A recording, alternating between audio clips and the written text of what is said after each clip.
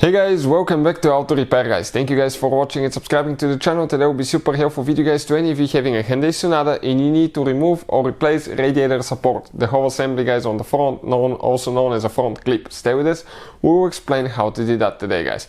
Now, we'll be covering almost everything from start to finish. We'll share very helpful information. One thing that we need to do guys for your safety, okay, we're going to talk about that, so make sure you stay until the end. So let me guys introduce you to the channel quick. This should work on Hyundai Sonata generation 2010 to year 2015. Now, every single car that we get at the garage, you probably already know that, but we try to make at least 200 to 300 free repair videos. Why we do that? Simply because our mission at the shop is to save you as much money as we can. All we need guys in return, please subscribe to the channel, like the video, that way we can keep providing this free information. Something else, if you need to buy tools, parts to fix your car, Hyundai Sonata, anything guys, check out the link in the description of the video below and you can see where we get all our tools and parts from for a really good price and quick shipping as well. And another thing, if you want to learn how to do diagnostics, fix electrical components on your Hyundai Sonata, we have a special channel guys, check it out, Electrical Car Repair Live. You can find quite helpful information and videos that can save you thousands of dollars. So let's start on it now. So the main reason why we will be removing the radiator support is to show you guys how to remove and replace it if your car was in an accident or you need to replace it. But we will actually be removing and replacing the engine on that Hyundai Sonata. So one thing that you will need to do, you need to disconnect your car battery. Okay, we have it removed. So you will need to disconnect it for at least 1 hour before you start working on it, because you have two crash impact airbag sensors on the support, and if you guys do something wrong, you can activate the airbags or kill somebody. You don't want that to happen. By disconnecting the car battery for at least 1 hour, you decrease that chance, but there is still some guys chance for things to go wrong, so consider this entertaining video, not a how-to video. Another thing now. On these modern cars guys, it really matters which battery terminal you disconnect first and which one you reconnect first. If you do it the wrong way, what can happen guys, you can cause damage to the engine, computer, electronics, electrical components, modules, okay, other computers, and that can be so expensive to fix guys. We've done that in the past, believe us, it costs us $2,000. So if you want to see the correct way to disconnect car battery, which terminal to disconnect first, we have the video on our channel and I'll try to put the link in the description of the video below. Next, in order to remove the support, you need to remove the bumper and the headlights. That's where things get, okay, a little bit difficult guys. But if you want to see the detailed video how to remove front bumper on Hyundai Sonata guys, I'll put link in the description of the video below, and also you can find it on our electrical channel. It's called Electrical Car Repair Live. Check it out, it will be there. What you will need to do guys, okay, we'll cover the basics of the bumper removal. You will guys have 6 of those clips, okay, and you need to unscrew the middle part and then you can pull the clip. That will be for the grill guys, okay, 6 slots. You have 2 bolts holding the bumper in place, 10 millimeters, one here, one there. Then, okay, right here, okay, that bumper, if it's installed, okay, you're going to have another bolt right here when that thing is installed. Let's just lift it up a little bit so you can see, okay, and that's where the bolt is, right here. Just remove that bolt, okay, with a 10 millimeter socket. Ours is broken, that's why it came loose. On the bottom, you're going to have guys, okay, the fender liner will attach with 2 clips, okay, let me show you. Okay, one there, and you have one more towards the back side, okay, right here. You remove these 2 clips on each side, okay, and that bumper will be able to come out. And let's show you now the same thing on this side. However, that mount is broken here as well, so somebody just use a screw guys. So we'll be totally rebuilding this vehicle. Everything will be on our channel guys. How to fix cracked bumper, all that. It's one of the most popular videos and I'll put the link in the description of the video below. Don't you want with you? Okay, it's a good thing that thing is survivable. So you can see bumper came off with the grill, everything. So I will not recommend to do that. Always have 2 people, one to hold things, the other one to start getting things loose. Now you see one of the headlights is removed because we'll just show you how to remove one of them. So how do you guys do that? Right here, okay, you're going to have a 10 millimeter socket, okay, one bolt. The same bolt we have it, okay, we have it removed, it will be right there, second bolt, and bolt number 3 will be underneath, guys, okay, all the way over there. Okay, so 3 bolts holding the headlight. Once you do that, okay, that headlight, you just grab it, okay, it will be a little bit stuck. It comes out, it has a clip that gets in place, the clip.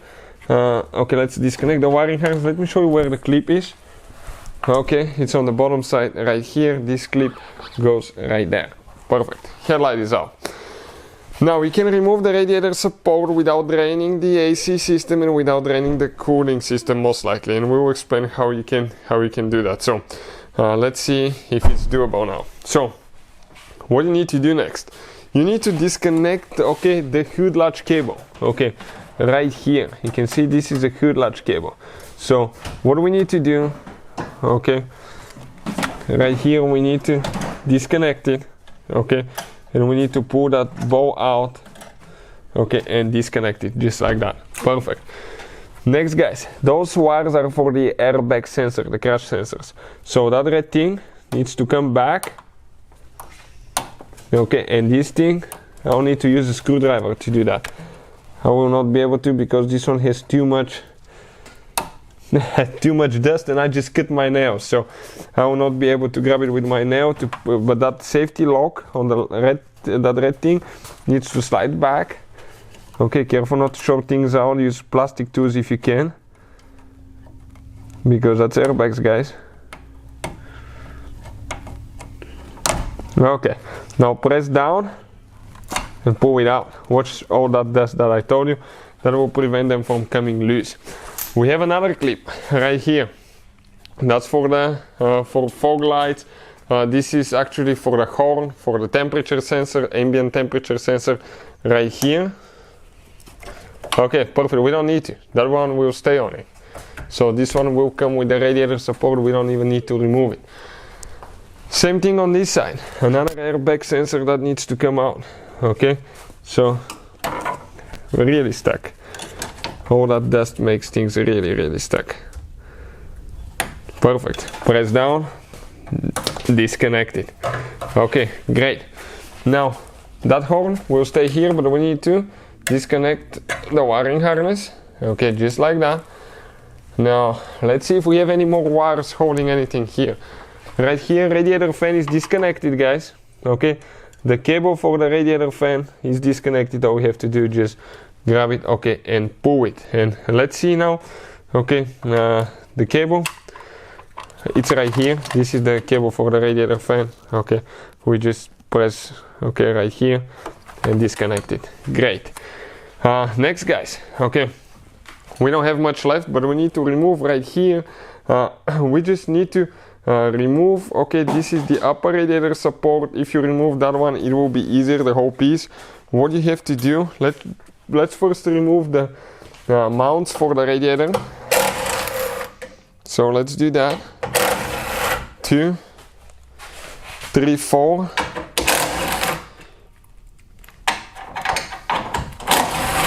Then we have right here. You have both there. We have one more on this side right here. 2 bolts.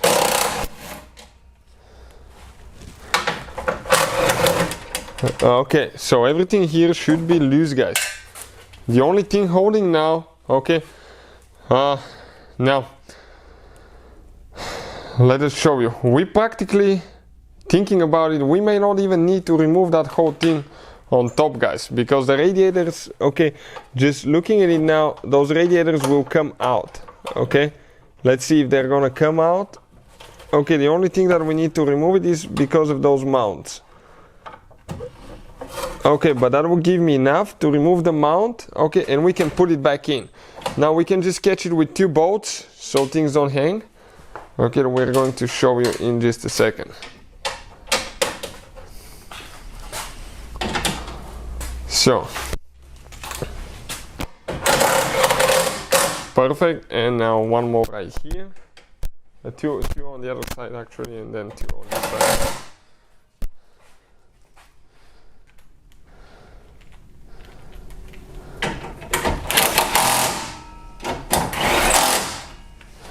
Perfect. Now that's where things get a little bit more interesting. We have, guys, okay, the crash bar on the front that needs to come out. So next, let's remove the crash bar now, guys. Okay, so 10mm socket. Okay, we have one nut here, one nut like that on the bottom. Perfect. Now let's go to the other side, do the same thing since we already have the tools. Great. Now here, what is that? 14, 12. Is that 12mm? I think. So we're going to go ahead, okay, and we need to remove a few bolts that hold the crash bar to the to the frame and the radiator support. So okay, this one is coming loose. Now we have one on the bottom. Okay, we'll get that one loose. So we might need to go by hand a little bit, and then we need to switch to the other side after that. There is maybe a little bit of rust on this one from what we see. Okay, now let's go to the other side.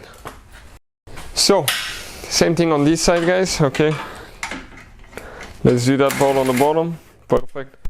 Two on top.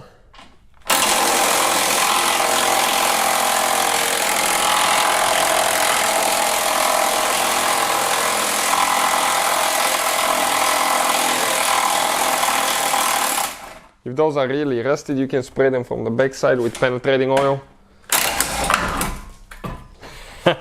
And again, have a second person to hold things, or leave the last 10mm nut for last, so you can actually be prepared and hold it. This is the crash bar, came out of there with no problem. Now let's explain here, guys. First, there is a 10mm socket we need to remove.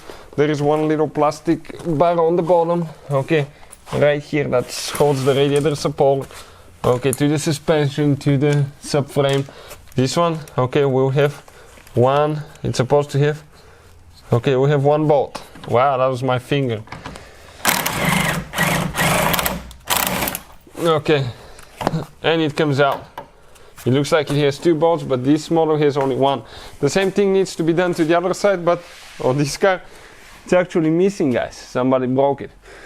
Now here on top, okay, now the fender right here, the fender bracket,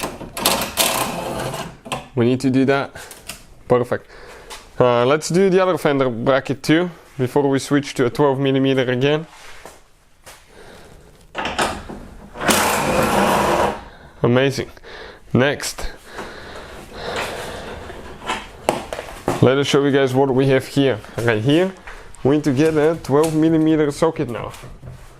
Okay, right there. And we need to go ahead and remove the radiator support from there. And after that, okay, we'll be very close. Okay, I'm gonna hold it now, not to fall. It's almost fell. Okay, now on the other side, the same thing. So let's just hold things. Perfect. Now, if you just grab that radiator support, guys. Okay, get the radiators up, leave them up out of the support. And here we have the cable, okay, for the hood latch. And the whole radiator support is out. You don't even need to drain the cooling system. You don't need to drain the AC system. You can do it like that. You can see. That's how we guys do it. Hopefully the video will be helpful to any of you having to do something like that. Thank you for watching and see you next time.